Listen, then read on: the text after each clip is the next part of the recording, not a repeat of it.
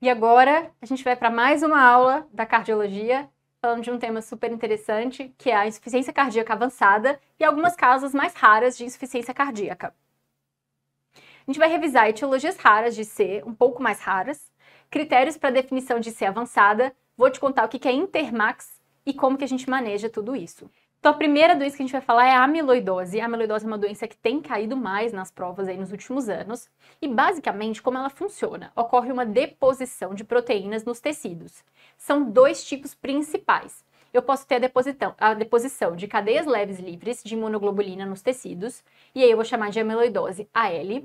E eu posso ter a amiloidose por transtirretina, que é a deposição dessa proteína lá nos tecidos também. É uma proteína carreadora de retinol e tiroxina e é produzida pelo fígado.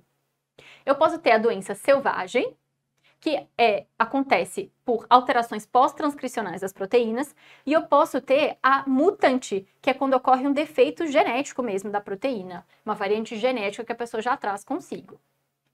E aí, quando que eu vou pensar em amiloidose? Quais são os tecidos mais afetados pela amiloidose?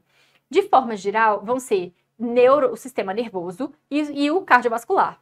Então, é um paciente, na prova, vai ser um paciente idoso com neuropatia e cardiopatia. Neuropatia e cardiopatia. Qual tipo de neuropatia? Em geral, neuropatia periférica. Uma polineuropatia periférica e desautonomia, tá? Polineuropatia periférica e desautonomia. Então, é aquela pessoa que tem parestesias nas pernas, pode ter algum grau de hipotensão postural mais exacerbado.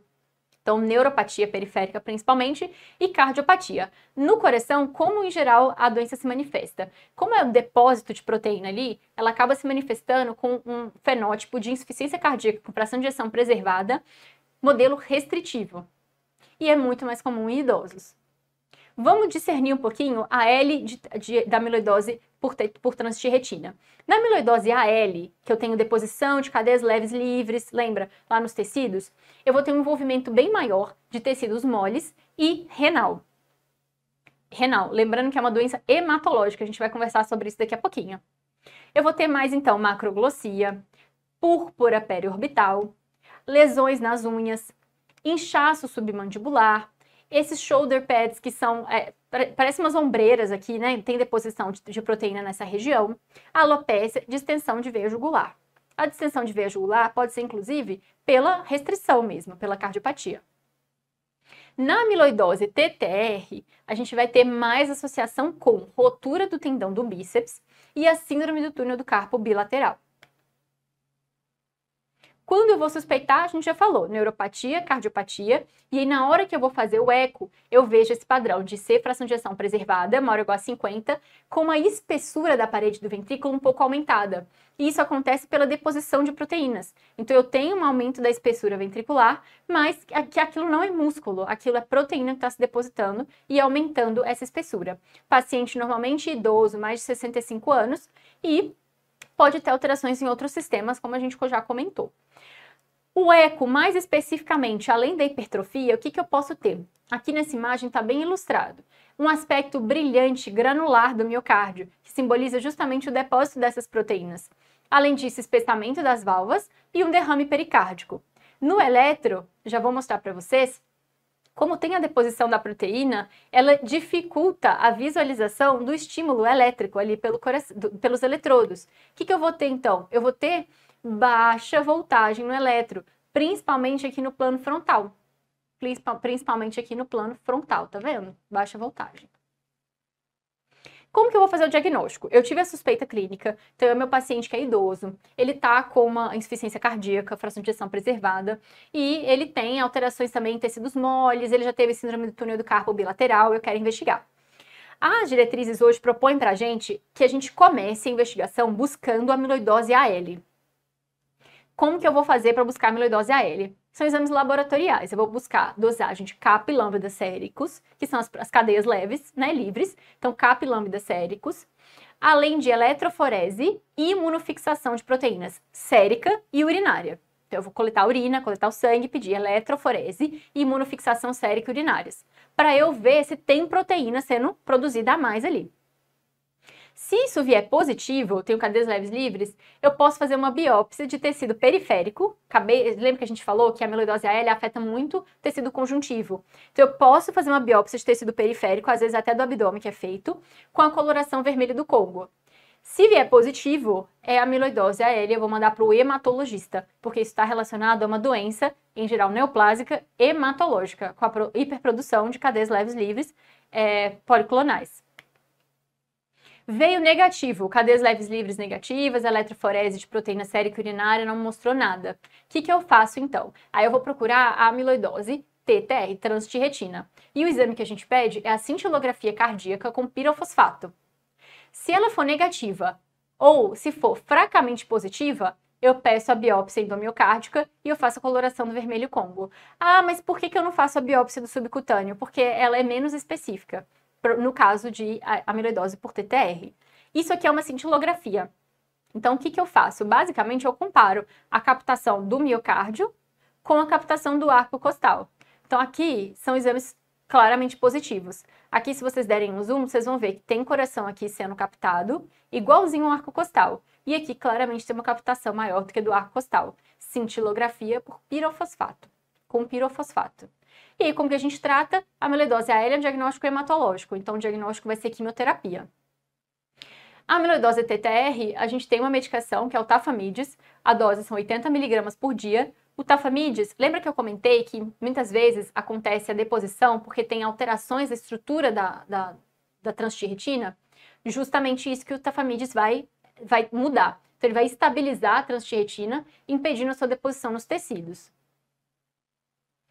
Questão, então, um homem de 60 anos, vem com história de dispneia progressiva aos esforços, há 6 meses. Há 2 meses, parestesia em membros inferiores, cardiopatia e neuropatia. Sempre foi saudável, fazia atividade física regular, seus exames eram normais. Como único antecedente, refere síndrome do túnel do carpo. Síndrome do túnel do carpo, cardiopatia e neuropatia. Exames. TSH, perfil de ferro, glicemia, HB glicada normais. O ecocardiograma tem um espessamento do septo e disfunção diastólica, fração de ejeção normal, eletro sem arritmia, com complexos reduzidos. O diagnóstico será mais provavelmente confirmado com... Pessoal, aí aqui nós temos eu já entendi pelo enunciado que é uma provável amiloidose. Eletroneuromiografia ajuda? Não. Biópsia hepática ajuda? Não, não está nem no fluxograma. Cateterismo cardíaco ajuda? Também não. Biópsia de tecido subcutâneo pode ajudar. Nesse caso aqui, parece até mais amiloidose por transtirretina, pela síndrome do túnel do carpo, mas não tem como a gente ter certeza. Então, a biópsia do subcutâneo pode sim ajudar com a coloração vermelho Congo. Entre os exames que está aqui, é o mais compatível. Mulher de 55 anos, dispneia para realizar atividades rotineiras, ortopneia há 4 meses. Ortopneia, já me lembra de 6, dispneia e ortopneia. E aí perdeu 5 quilos nesse período, com alguns episódios de diarreia e formigamento nos pés. Olha aí o que pode ser, hein? Formigamento nos pés, já está pensando em parestesia, neuropatia. Antecedentes, síndrome do túnel do carpo bilateral. Exame físico, sem gânglios palpáveis, ritmo cardíaco regular em 2 tempos, sem sopros, pulmões limpos, ausência de hepatomegalia, esplenomegalia, edema de membro inferior 1 e 4. Fotografia da paciente e eletrocardiograma mostrados nas figuras, já vou mostrar para vocês. No eco, tem uma espessura do septo interventricular de 15, aumento moderado de átrio esquerdo, função ventricular normal.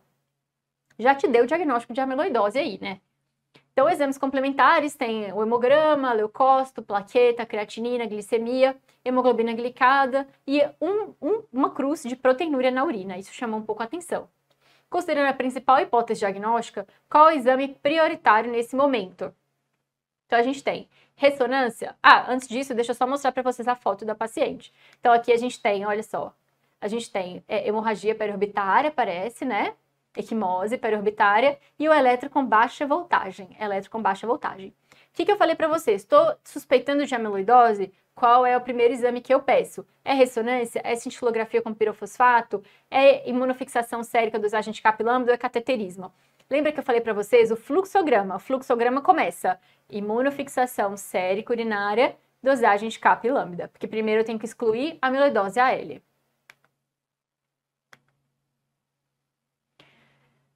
Cardiopatia hipertrófica. A cardiopatia hipertrófica, gente, primeira coisa é diferenciar de miocardiopatia hipertensiva. Que aí vocês vêm lá no ecocardiograma, hipertrofia miocárdica, e aí você fica, nossa, é uma cardiomiopatia hipertrófica ou é uma cardiopatia por hipertensão, miocardiopatia hipertensiva? São coisas muito diferentes. A cardiomiopatia hipertrófica, ela é uma doença genética autossômica dominante. Não é uma mera hipertrofia. Não é uma mera hipertrofia. Porque além da hipertrofia, eu tenho desorganização estrutural dos cardiomiócitos. Eu vou suspeitar num paciente que é jovem, num paciente que tem, em geral, uma hipertrofia sem hipertensão arterial, sem valvopatia, e a espessura do ventrículo acima de 13 milímetros, se ele tiver alguma história familiar, ou acima de 15 milímetros, se não tiver história familiar. E vou pensar na história familiar de morte súbita e arritmias, porque como eu tenho essa desorganização estrutural dos cardiomiócitos, existe uma chance aumentada de morte súbita e de arritmias. A mais comum é essa aqui que está ilustrada para vocês. Esse aqui seria o normal, tá? E aqui a gente tem uma cardiomiopatia hipertrófica septal, assimétrica septal. Tá vendo? O septo é bem mais espesso do que a parede lateral aqui. Eu tenho também a cardiopatia hipertrófica apical, que a gente chama de Yamaguchi, que é quando o ápice aqui é bem hipertrófico e as demais paredes não. Pode ter um sopro que é semelhante ao da estenose aórtica. É um sopro sistólico em foco aórtico. Por quê? Olha aqui. O septo hipertrófico, ele se insinua pela via de saída do ventrículo esquerdo. Então, na hora que vai ter a ejeção de sangue, eu posso ter o septo aqui no meio, isso vai gerar um turbilhonamento do sangue e vai gerar um sopro sistólico ejetivo nessa região. No eletro, eu vou ver sinais de sobrecarga de ventrículo esquerdo, como está demonstrado aqui nesse eletrocardiograma. Percebam que aqui eu não tenho só voltagem. Então, eu tenho critérios de voltagem, eu tenho aqui um S bem profundo, aqui nas derivações V2, V3, mas eu tenho também um strain, olha, aqui nas derivações laterais, então D1, AVL, V5, V6, que é um sinal ainda mais específico de sobrecarga ventricular esquerda, que é esse strain na parede lateral. Qual é o grande problema da cardiomiopatia hipertrófica? É a morte súbita. É a morte súbita. Então, eu preciso estratificar o risco do meu paciente de ter morte súbita. Nem todas as cardiomiopatias hipertróficas têm um risco igual. Então, o paciente que tem mais fibrose, o paciente que já teve arritmias malignas, ele tem mais chance do que aquele paciente que nunca teve nada disso. A gente contraindica realização de atividade física competitiva para esses pacientes, tá? Contraindicado. Não pode fazer maratona competitivo, não pode jogar esporte de forma competitiva por esse risco. O tratamento é uso de beta-bloqueador, porque quando eu dou um beta-bloqueador, o coração ele bate numa frequência menor. Se ele bate numa frequência menor, ele bate mais cheio, eu tenho mais tempo de enchimento diastólico. E aí eu consigo passar por aquele septo insinuado ali na via de saída de forma mais fácil. Eu vou implantar um cardiodesfibrilador implantável, né, um CDI, se indicado, se o risco de morte súbita for alto, baseado em alguns scores que a gente tem. E eu vou tratar arritmia se o paciente tiver. Esse é um caso, pessoal, que se o paciente tiver fibrilação atrial, eu vou anticoagular sempre. Eu não vou fazer score Chades-Vasque. A amiloidose, que é a doença anterior, é a mesma coisa, tá? Se o paciente tiver fibrilação atrial e amiloidose, ou fibrilação atrial e cardiomiopatia hipertrófica, eu vou anticoagular sempre, independente do score Chades-Vasque.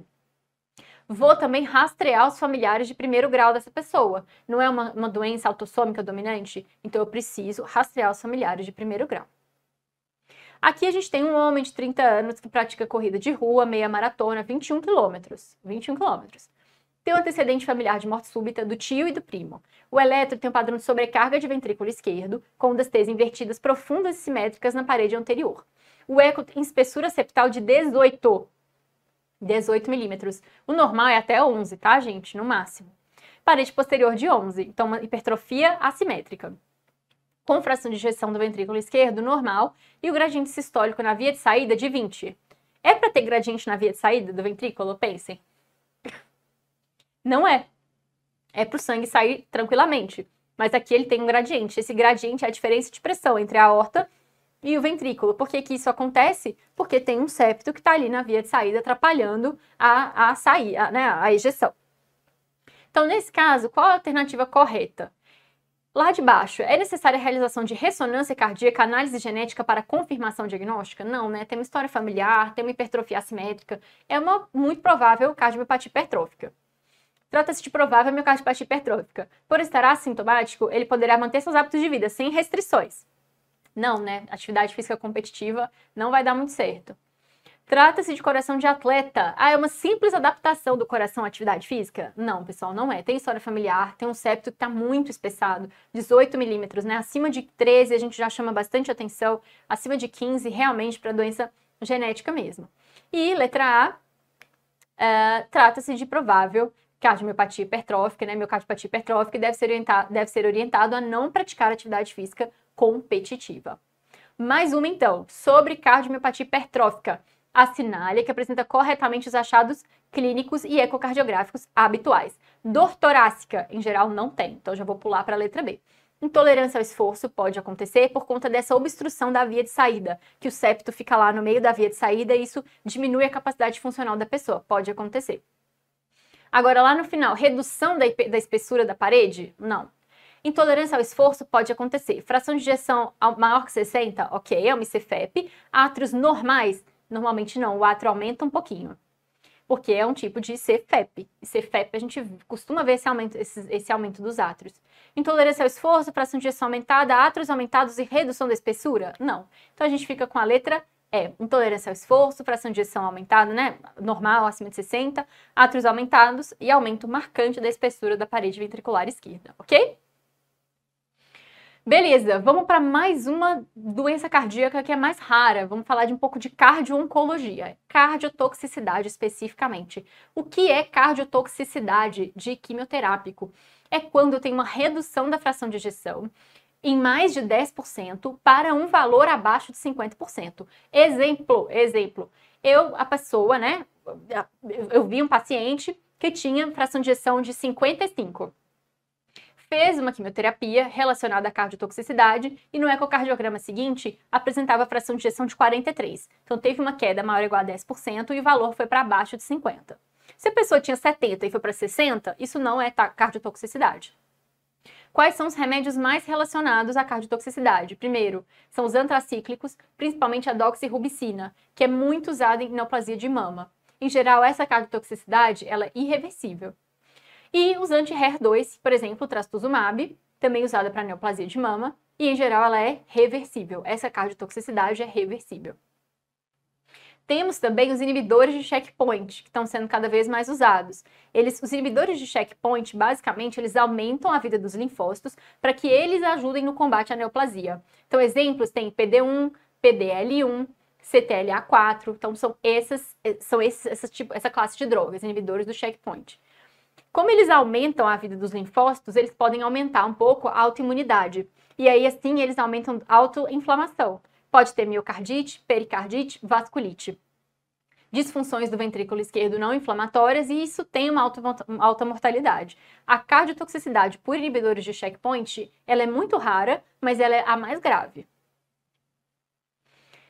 Então, questão sobre cardio-oncologia. A mulher de 56 anos, submetida a mastectomia radical, esvaziamento axilar devido ao carcinoma ductal de mama com expressão imunistoquímica de receptores hormonais e hiperexpressão de HER2 há 9 meses.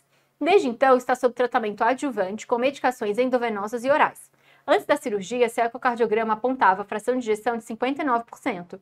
Há 3 meses, a fração de ejeção era 56%. E aí agora fez um novo ecocardiograma com fração de ejeção de 40%.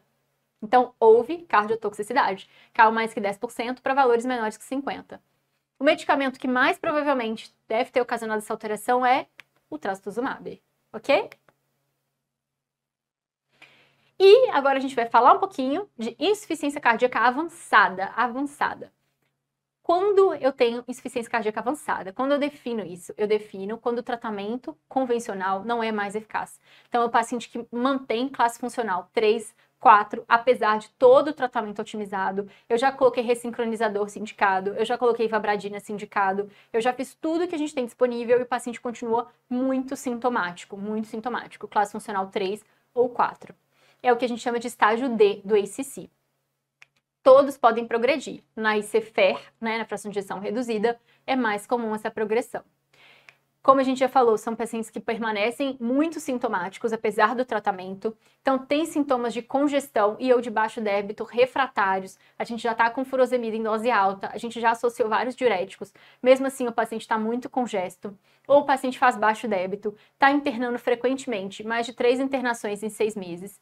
É um ventrículo que tem muita disfunção. Então, a fração de ejeção é menor do que 20, o paciente fica hipotenso, não consegue tomar remédio. Ele vira para você e fala, doutora, eu não tô conseguindo tomar mais o enalapril, porque minha pressão cai muito, pressão cai para 7/5, não consigo, fico tonto, não tolero a medicação. Isso é um sinal de insuficiência cardíaca avançada também.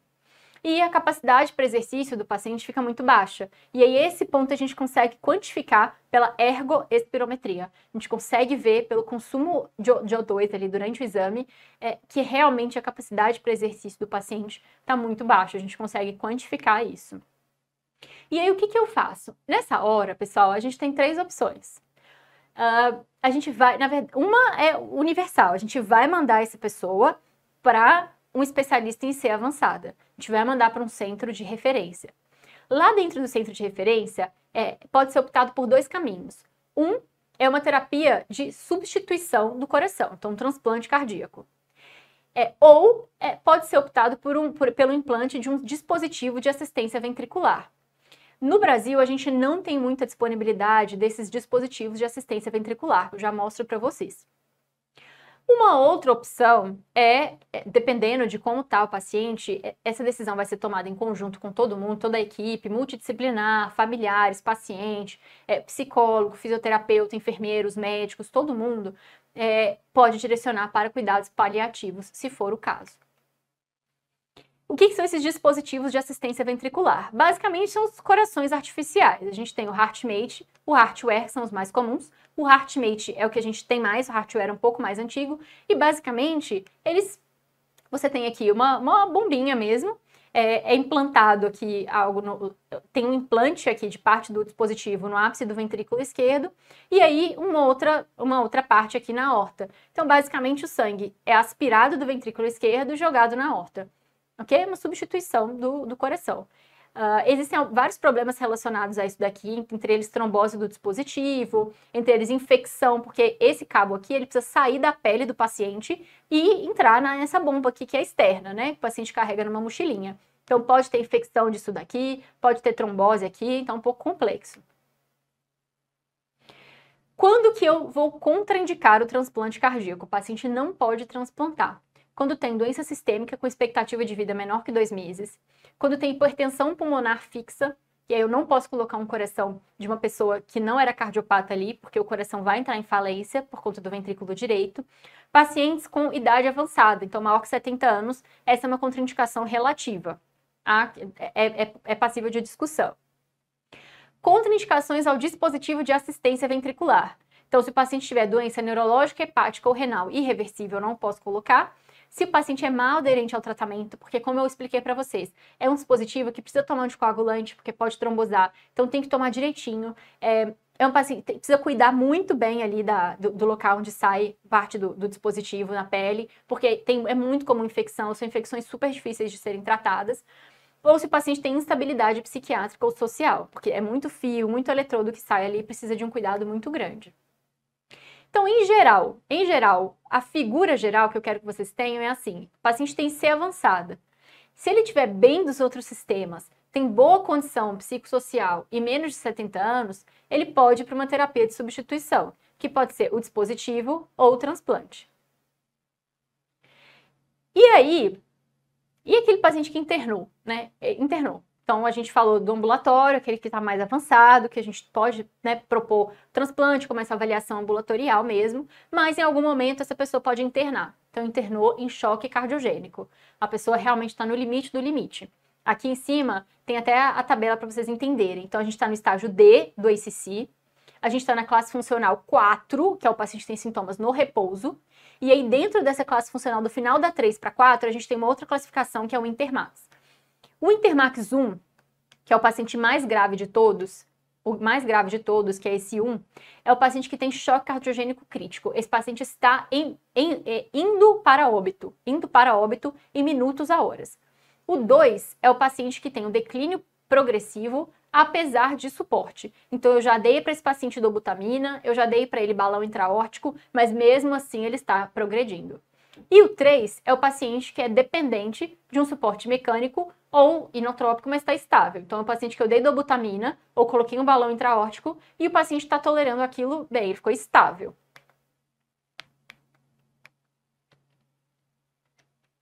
E aí, ficou estável, beleza. Como que eu faço? O paciente chegou no meu hospital, na emergência, eu vejo que é um choque cardiogênico. A gente falou disso na aula também de IC descompensada. Aqui eu tô colocando para vocês apenas aquela IC perfil C.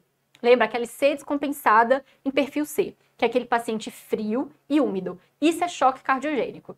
Vamos revisar aqui o que é IC perfil C e como que a gente trata. Então a gente vai dar inotrópico, que pode ser dobutamina ou milrinone, que são os mais disponíveis aqui, né, no nosso meio, principalmente a dobutamina. Se o paciente tolerar, a pressão arterial tolerar, a gente pode dar vasodilatador venoso, venoso, tá, gente? Porque assim, é um paciente muito grave, a gente não pode dar vasodilatador via oral, porque se acontecer alguma coisa, o paciente ficar super hipotenso, pode acontecer, porque ele é muito limítrofe, eu não consigo voltar atrás. Então precisa ser nitroprusiato, nitroglicerina, vasodilatador venoso. E se mesmo assim não resolver, eu tenho alguns suportes mecânicos que eu posso dar. Entre eles, o mais disponível aqui no nosso meio é o balão intraórtico. Também existe a ECMO veno-arterial e o Impella, que também é um dispositivo de suporte, mas muito pouco disponível no Brasil. E como que funciona um balão intraórtico, só para vocês entenderem? Então pensa que é um paciente que o coração dele não está dando conta de bombear o suficiente para atender as necessidades teciduais, a ponto dele estar com má perfusão. O balão intraórtico basicamente parece uma bexiga, né, que a gente implanta, é através aqui da artéria femoral, então é arterial. Então a gente vai implantar na artéria femoral e vai subir até lá em cima no arco aórtico. Quando a gente ligar o balão intraórtico, basicamente o que ele faz? Na sístole, ele murcha subitamente. Isso cria um efeito Venturi de vácuo. Então ele meio que suga o sangue de dentro do coração. E na diástole, ele insufla. Isso aumenta muito a perfusão das coronárias. Então, basicamente, é algo mecânico mesmo. Aumenta o débito cardíaco ali a cada batimento em mais ou menos 500 ml. Esse efeito Venturi. Na hora que ele murcha, ele puxa um pouco. É como se ele puxasse, cria um vácuo e facilita a ejeção de sangue do coração em mais ou menos 500 ml. Questão, então, um homem de 78 anos, que tem ICFER há 20 anos por doença arterial coronária, em uso adequado de terapia medicamentosa, é admitido na sala de emergência por insuficiência respiratória secundária à congestão pulmonar. A acompanhante relata piora progressiva da dispneia há cerca de 15 dias, associada a edema de membros inferiores. Ainda tem perda ponderal involuntária de 8 quilos em 2 meses, e essa é a quarta procura a pronto atendimento por descompensação em 3 meses. Gente, olha esse paciente, ele tem 78 anos, ele já internou 4 vezes, é a quarta procura ao pronto atendimento em 3 meses. Ele está perdendo peso, ou seja, caquexia cardíaca. Então, assim, é um paciente que está mais que refratário, né? Ele está muito avançado, já com caquexia, né? Nos exames laboratoriais dele, o que a gente vê? Chama atenção, tem essa creatinina de 1,3, né? Uma albumina de 1,8, que é super baixa, então é um paciente que já está desnutrido. E aí, a gente, depois de compensar os sintomas, qual é a melhor abordagem para esse paciente? Nesse caso, a gente vai mandar para UTI sem medidas restritivas, sem restrição de medida invasiva. A gente não pode fazer isso. Por quê? É um paciente que tem uma doença terminal, a gente acabou de ver vários critérios aí de terminalidade, de avanço da insuficiência cardíaca, e ele não é um paciente para que a gente vai propor terapias avançadas, porque ele tem 78 anos, ele tem caquexia, ele está desnutrido, então é um paciente que, infelizmente, tem contraindicações ao transplante cardíaco. Então, a gente não dá para a gente mandar um paciente desse para UTI e não limitar em nada a medida invasiva, porque a gente sabe que ele tem uma doença refratária terminal, que não tem proposta curativa. Vai pedir interconsulta para cuidados paliativos, com abordagem paliativa conjunta e encaminhamento para unidade de terapia intensiva, ponderar apenas medidas de ressuscitação? Não, a gente precisa fazer um plano de cuidado para esse paciente, unindo os valores deles, os valores da família. Tem várias intervenções que precisam ser ponderadas aí. Inserção em programas de transplante cardíaco, a gente já conversou, não está indicado, está contraindicado para ele. Solicitação de interconsulta para o serviço de cuidados paliativos com o objetivo de abordagem paliativa plena e internação em enfermaria de cuidados paliativos. Essa é a principal abordagem, indicação para esse caso. Então, resumidamente, a amiloidose, lembrar que é uma ICFEP com comemorativos sistêmicos, vou pesquisar, pode ser hematológica ou pode ser transtirretina, então a gente vai fazer a pesquisa hematológica, a cintilografia com pirofosfato, biópsia de tecidos com coloração vermelho combo. Cardiomiopatia hipertrófica, lembrar, paciente jovem, sopro sistólico em foco aórtico e aórtico acessório, risco de morte súbita é o principal. Sobre cardio-oncologia, cardiotoxicidade é igual a queda de fração de ejeção relacionada ao tratamento. Antracíclicos são as medicações mais implicadas, doxirubicina é o principal exemplo. Paciente com IC avançada, a gente vai encaminhar o especialista no estágio D e pode ser proposto dispositivo de assistência ventricular, transplante. O paciente precisa ter condição biopsicossocial para isso. Do contrário, a gente é uma doença terminal, uma doença grave avançada que a gente vai propor cuidados paliativos. Muito obrigada, bons estudos para vocês.